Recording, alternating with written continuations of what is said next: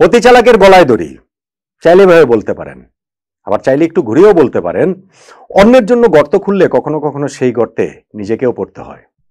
বাংলাদেশ জাতীয় ক্রিকেট দলের অবস্থাটা এখন হয়েছে সেই রকমই। ওয়েস্ট ইন্ডিজের বিপক্ষে এই সিরিজটাতে আমরা অতি চালাকি করে আমাদের চেনা ফর্মুলায় একেবারে আন্ডার প্রিপেয়ার্ড উইকেট, স্পিন সহায়ক উইকেট, রানের জন্য যেখানে তুমুল স্ট্রাগল করতে হবে ওই রকম উইকেট বানানোর রেসিপির দিকেই আমরা হেঁটেছি। আমাদের সবার সম্মিলিত চাওয়ার ভিত্তিতেই হেঁটেছি। এইখানটাতে আমাদের ন্যাশনাল ক্রিকেট টিম, আমাদের ক্রিকেটাররা, আমাদের ক্যাপ্টেন, আমাদের কোচ, আমাদের ক্রিকেট বোর্ড, আমাদের কিউরেটর, কাউকে এর বাইরে রাখার কোনো সুযোগ নাই। হঠাৎ করে মিরপুর স্টেডিয়ামের উইকেটটা এরকম হয়ে যায়নি। আমরা এরকম উইকেটেই খেলতে চেয়েছি এবং প্রথম ম্যাচে যখন আমরা বিশাল ব্যবধানে জিতে গেলাম ভাবলাম যে না, এই শর্টকাটে সাকসেস পাওয়ার যে ফর্মুলা সেই ফর্মুলাটা এইখানটাতে আবারও আমরা অ্যাপ্লাই করে ফেললাম। কিন্তু দ্বিতীয় ম্যাচে ওয়েস্ট ইন্ডিজ কামব্যাক করলো প্রবলভাবে, আমাদেরকেই আমাদের অস্ত্রে তারা ঘায়েল করলো, আমাদের অতি চালাকিতে গলায় দড়িটা তারা দিয়ে দিল এবং আমাদের খোরা করতে আমাদেরকে ফেলে তারা সুপার ওভারে ম্যাচটা জিতে নিল। যার ফলে 2027 বিশ্বকাপটা যে আমাদের দূরের লক্ষ্য রয়েছে সেইটা আরো একটু দূরে চলে যাচ্ছে কিনা ওই আশঙ্কাটা ক্রমশ বড় থেকে আরো বড় হচ্ছে। দেখুন, ওয়েস্ট ইন্ডিজের সঙ্গে এই সিরিজটা বাংলাদেশের শুরু হয়েছিল একটা চরম উত্তপ্ত পরিস্থিতিতে। কেননা আফগানিস্তানের সঙ্গে লাস্ট ওয়ানডে সিরিজটা আমরা 300 ব্যবধানে হেরেছি। ওই নিয়ে আমরা টানা 4টা সিরিজ হারলাম। আমরা সর্বশেষ 12টা ওয়ানডের মধ্যে 11টা হেরেছি। ফলে 2027 বিশ্বকাপ আদৌ আমরা সরাসরি কোয়ালিফাই করতে পারবো কিনা ওইটা একটা বিরাট বড় প্রশ্নের মুখে পড়ায়। সমর্থকরা খেপে ওঠে প্রবলভাবে। বিমানবন্দরে ক্রিকেটারদের কিভাবে হেনস্থা করা হয়েছে সেটা আমরা দেখেছি। ফলে ক্রিকেট বোর্ড, ক্রিকেটার, আমাদের ক্রিকেট টিম, আমাদের কোচ, ক্যাপ্টেন কেউ আসলে এখানে কোনো ঝুঁকি নিতে চাননি। তারা সেই মুখে বড় বড় ডায়লগ যতই বলুন না কেন, আমরা স্পোর্টিং উইকেটে খেলবো, আমরা দীর্ঘমেয়াদী সাকসেসের জন্য খেলবো, তাতে যদি আমাদের স্বল্পমেয়াদী ক্ষতিও হয় সেটা আমরা মেনে নিতে রাজি আছি। এই 2 মাস আগে আমাদের নাজমুল ফাহিম ভাই, ক্রিকেট বোর্ডের ডিরেক্টর, ক্রিকঅপসের চেয়ারম্যান, তিনি সেটা বলেছিলেন পাকিস্তানের বিপক্ষে সিরিজ জয়ের পরেও টি-20-তে। কিন্তু এইবার আমরা সেই চেনা ফর্মুলায় হাঁটলাম এবং প্রথম ম্যাচটা আমরা জিতে গেছিলাম। কিন্তু দ্বিতীয় ম্যাচে ওয়েস্ট ইন্ডিজ জিতলো না, শুধু সুপার ওভারে গিয়ে যেভাবে জিতলো তাতে করে এই সিরিজটাই কি বাংলাদেশ আদৌ জিততে পারবে কিনা, লাস্ট ম্যাচটা আমরা জিততে পারবো কিনা সেইটাও কিন্তু এখন ভীষণ রকম সংশয়ের মধ্যে পড়ে গিয়েছে। 2027 বিশ্বকাপে সরাসরি কোয়ালিফাই করতে হলে র্যাঙ্কিং এর 9 এর মধ্যে থাকতে হবে। মোটা দাগের হিসাবটা এইরকম, আমরা র্যাঙ্কিং এর 10-এ আছি, আমরা র্যাঙ্কিং এর 10-এ ছিলাম এবং আমরা র্যাঙ্কিং এর 10-এই আসলে থাকবো।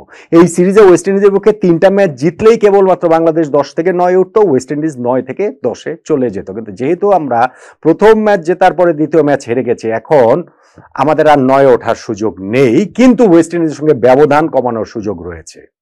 এই প্রথম 2 ম্যাচের রেজাল্টের পর সিরিজটা আমরা যেই জায়গা থেকে শুরু করেছিলাম এক্স্যাক্টলি সেই জায়গাতেই রয়েছে, যে বাংলাদেশ 9, ওয়েস্ট ইন্ডিজ 10-এ, বাংলাদেশের রেটিং পয়েন্ট 74, ওয়েস্ট ইন্ডিজের 80, একদমই ওই জায়গাটাতেই আছে। এখন লাস্ট ম্যাচটা যদি আমরা জিততে পারি তাহলে ওয়েস্ট ইন্ডিজের রেটিং 80 থেকে কমে 79 হবে, বাংলাদেশের রেটিং 74 থেকে বেড়ে 76 হবে। বাংলাদেশ এবং ওয়েস্ট ইন্ডিজের ব্যবধানটা রেটিং পয়েন্টের মাত্র 3 থাকবে। সামনে যেহেতু আরো অনেক সিরিজ রয়েছে এবং অবভিয়াসলি সামনেও যেহেতু আমরা এরকম ব্ল্যাক ম্যাজিক করবো মিরপুর স্টেডিয়ামের উইকেটের, এখানে যেহেতু আমাদের পাকিস্তান, অস্ট্রেলিয়া, নিউজিল্যান্ড, ইন্ডিয়া অনেকগুলো সিরিজ রয়েছে, ফলে ওই ফর্মুলাতে গিয়েই আমরা আবার চেষ্টা করব যে ডিরেক্ট কোয়ালিফিকেশন স্পটটা ধরা যায় কিনা, 2027 সালের 31 মার্চের মধ্যে টপ 9 র্যাঙ্ক টিমের মধ্যে থাকা যায় কিনা। কিন্তু যখন ওয়েস্ট ইন্ডিজের কাছে যদি আমরা সিরিজটাই হেরে যাই, লাস্ট ম্যাচটাও যদি আমরা হেরে যাই, সেই ক্ষেত্রে রেটিং এর পার্থক্যটা কিন্তু আরো বেড়ে যাবে। ওয়েস্ট ইন্ডিজের রেটিং 80 থেকে বেড়ে 81 হয়ে যাবে, আমাদের রেটিং 74 থেকে কমে 73 হয়ে যাবে, অর্থাৎ তখন কিন্তু ব্যবধানটা হয়ে যাবে 8 রেটিং পয়েন্টের। এইটা রিকভার করাটা কিন্তু আরো অনেক বড় চ্যালেঞ্জের মতো বাংলাদেশের জন্য হয়ে যাবে নিঃসন্দেহে। বাংলাদেশ এই ম্যাচটা যে হারলো সেই জায়গাটাতে এক্সকিউজ দেওয়ার কোনো সুযোগই আসলে নাই। আমরা অনেকগুলো জায়গায় অনেকগুলো ম্যাসিভ ব্লান্ডার করেছি এবং সেই জায়গাটা থেকে ধরেন সুপার ওভারে রিশাদ হোসেনকে যে আমরা নামাইনি ব্যাটিংয়ে, যিনি এই দ্বিতীয় ওয়ানডে ম্যাচটাতেও 14 বলে 39 রানের একটা ইনিংস খেলেছেন, 278 স্ট্রাইক রেটে ব্যাটিং করেছেন, তাকে আমরা ব্যাটিংয়ে না নামিয়ে সুপার ওভারে আমরা যেই 3 ব্যাটসম্যান নামিয়েছি, সৌম্য সরকার, সাইফ হাসান, নাজমুল হোসেন শান্ত, তারা এই ম্যাচে তাদের ব্যাটিং এর স্ট্রাইক রেট ছিল একজনের 37 সাইফের, একজনের 50 সৌম্যর এবং একজনের 71 শান্তর। তো আমরা 278 স্ট্রাইক রেটের ব্যাটসম্যানকে না নামিয়ে আমরা 37, 50, 71 স্ট্রাইক রেটের ব্যাটসম্যানদের নামাবো, সেই ক্ষেত্রে আমরা ওই 10 রান তারা করতে নেমে সুপার ওভারে যে 9 রানে আটকে গিয়ে 1 রানে হেরে যাব, ওইটাতে আর অবাক হওয়ার কি আছে? আমাদের দলের প্রতিনিধি হিসেবে প্রেস কনফারেন্সে এসেছিলেন সৌম্য সরকার এবং তিনি বারবারই বলেছেন এটা কোচ ক্যাপ্টেনের সিদ্ধান্ত, তারা হয়তো বা এখানে প্রপার ব্যাটসম্যানদেরই রাখতে চেয়েছেন, সবই ঠিক আছে। কিন্তু আমার মনে হয় যে ক্যাপ্টেন বা কোচের সেই কারেজটা থাকা উচিত ছিল, রাখা উচিত ছিল, এসে মিডিয়ার সামনে তাদের ওই ডিসিশনটাকে এক্সপ্লেইন করার, অ্যাটলিস্ট তারা কোন ভাবনা থেকে এই জিনিসটা করেছেন, এই দিনটাতেও অন্য আরেকজনকে মিডিয়ার সামনে পাঠিয়ে দেওয়াটা, এইটা তাদের ঠিক সাহসের পরিচয়টা তারা দিতে পেরেছেন বলে আমার কাছে এটা মনে হয় না। দেখুন, ওয়েস্ট ইন্ডিজ আমাদের অস্ত্রে আমাদেরকে ঘায়েল করেছে, আমরা স্পিন দিয়ে ওদেরকে ঘায়েল করতে চেয়েছিলাম, ওরাও ওই এক্স্যাক্টলি সেম কাজটাই করেছে এবং সেই কাজটা এমনভাবে করেছে যে ক্রিকেট ইতিহাসে ওই ঘটনা কোনোদিনই ঘটেনি। ক্রিকেট ইতিহাসে এই ঘটনা কোনোদিনই ঘটেনি যে 50 ওভারের একটা ম্যাচ, ওয়ানডে ম্যাচের প্রত্যেকটা ওভার স্পিন বোলার করেছেন।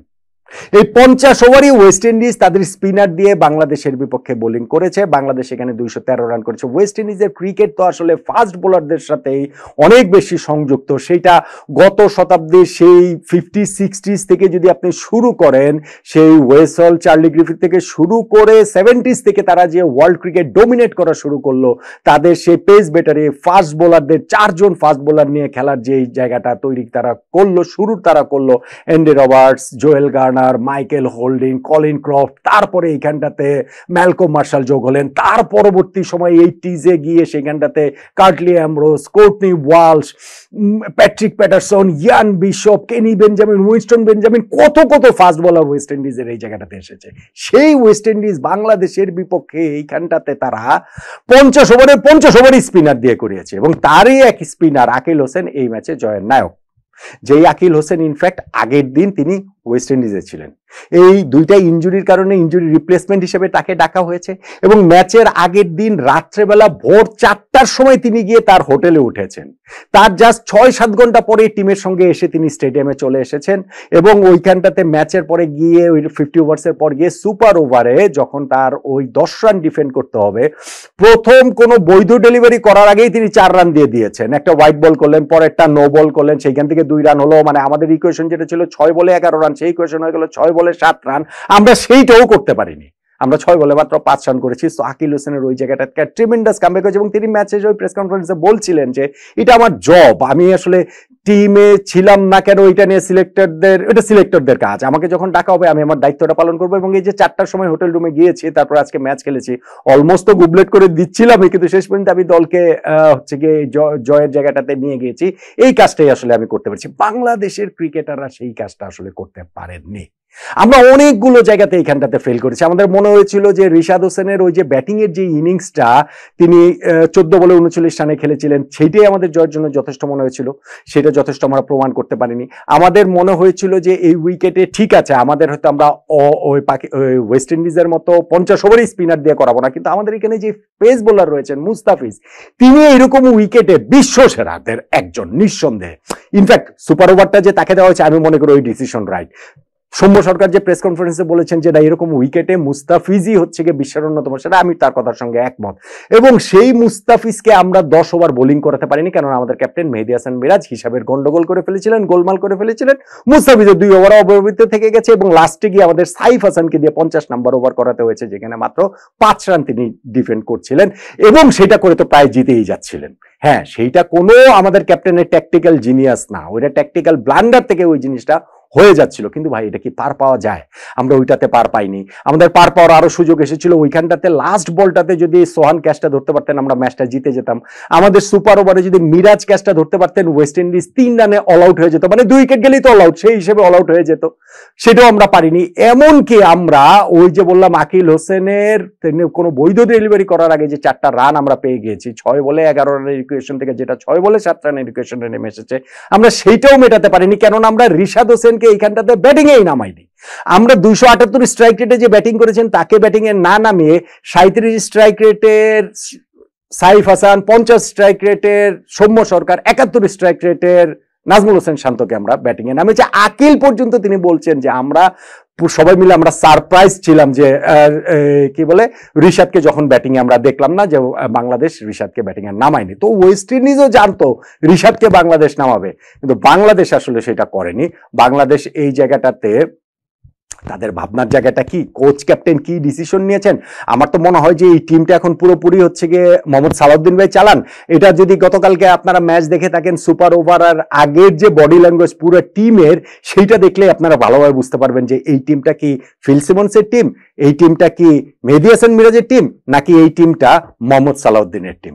সো আলটিমেটলি গিয়ে আমরা আসলে কোনো কিছু করতে পারিনি। আমাদের এই এলোমেলো টিমটা শেষ পর্যন্ত গিয়ে সুপার ওভারে গিয়ে আমরা হেরে গিয়েছি, এবং এখন কোনো মতে যে লাস্ট ম্যাচ জিতলেও আমরা র্যাঙ্কিং এ ওয়েস্ট ইন্ডিজকে টপকে যেতে পারবো না, কিন্তু ওইটাতে জিতে অন্তত পক্ষে রেটিং পয়েন্টের গ্যাপটা কমিয়ে আনতে পারি, 6 থেকে 3 নিয়ে যেতে পারি, তা না হলে সেইটা 6 থেকে 8 হয়ে যাবে। আর আমি জানি না এইটা থেকে আমরা শিক্ষা নিব কিনা। ইতিহাসের একটা বড় শিক্ষা হচ্ছে কেউ ইতিহাস থেকে শিক্ষা নেন, এবং আমরাও শিক্ষা নিব না। আমরা এইরকম উইকেটে খেলে যে আলটিমেটলি আমাদের ক্রিকেটের কোনো উন্নতি হয় না, সেটা টাইমে নেগের আমাদের প্রমাণ হয়েছে, অনেকবার প্রমাণ হয়েছে। কিন্তু তারপরেও আমরা ওই লাজ লজ্জা ভুলে আমাদের ক্রিকেট বোর্ড, আমাদের ক্রিকেট টিম, আমাদের সামগ্রিক যে ক্রিকেট ব্যবস্থাপনা সবাই মিলেই ভেবেছে যে আচ্ছা ঠিক আছে, ওয়েস্ট ইন্ডিজের সঙ্গে সিরিজটা আমরা কোনো মতে জিতে নেই, 3-0 জিতে নেই, পরেরটা আবার পরে দেখা যাবে, মিডিয়াকে আবার ভালো ভালো কথা, স্পোর্টিং উইকেটের কথা বলে তাদেরকে পরে ঠান্ডা করা যাবে, শান্ত করা যাবে, আপাতত ওয়ার্ল্ড কাপের মূলাটা ঝুলিয়ে আমরা এরকম উইকেটে খেলে নেই। কিন্তু সেই জায়গাটাতে গিয়ে দ্বিতীয় ম্যাচে যখন আমরা এরকম হোঁচট খেলাম, লাস্ট ম্যাচটাতেও যদি সেটা রিপিট করে, তাহলে বাংলাদেশের সামনে আর মুখ রক্ষার থাকবেটা কি? সামনের যে সিরিজগুলো বাংলাদেশের রয়েছে, পাকিস্তানের বিপক্ষে, নিউজিল্যান্ডের বিপক্ষে, অস্ট্রেলিয়ার বিপক্ষে, ভারতের বিপক্ষে, নেক্সট ইয়ার যে আমাদের 4টা এরকম বিগ টিমের এগেনস্টে হোম সিরিজ রয়েছে, সেইখানে আমরা কিরকম এই ব্ল্যাক ম্যাজিকের উইকেট করব, নাকি তখন আমরা স্পোর্টিং উইকেটের দিকে যাব, আমরা কি করব? আমরা কিন্তু খুবই একটা বিভ্রান্ত অবস্থায় রয়েছি। শর্টকাটে সাকসেসটা যে আসলে সাস্টেনেবল না, এটা অতীতের আরো অনেকবারের মতো এইবার আসলে সেটা বুঝিয়ে দিয়েছে ওয়েস্ট ইন্ডিজ। মানে এবার তো আমরা ইনফ্যাক্ট সাকসেসও পাই নাই, সাকসেস পেলে না হয় একটা কথা ছিল, এবার তো সাকসেসও আসলে পাই নাই, কিন্তু লাস্ট ম্যাচটা জিতে অন্তত পক্ষে সেই রেটিং পয়েন্টটা, ব্যবধানটা ওয়েস্ট ইন্ডিজের সঙ্গে কমিয়ে মেহেদী হাসান মিরাজের দল যদি আনতে পারে, সেক্ষেত্রেই কেবলমাত্র 2027 বিশ্বকাপে খেলার সরাসরি কোয়ালিফাই করার ক্ষেত্রে আমাদের আসার জায়গাটা আরেকটু বড় হবে। নইলে নেপাল, নামিবিয়া, যুক্তরাষ্ট্র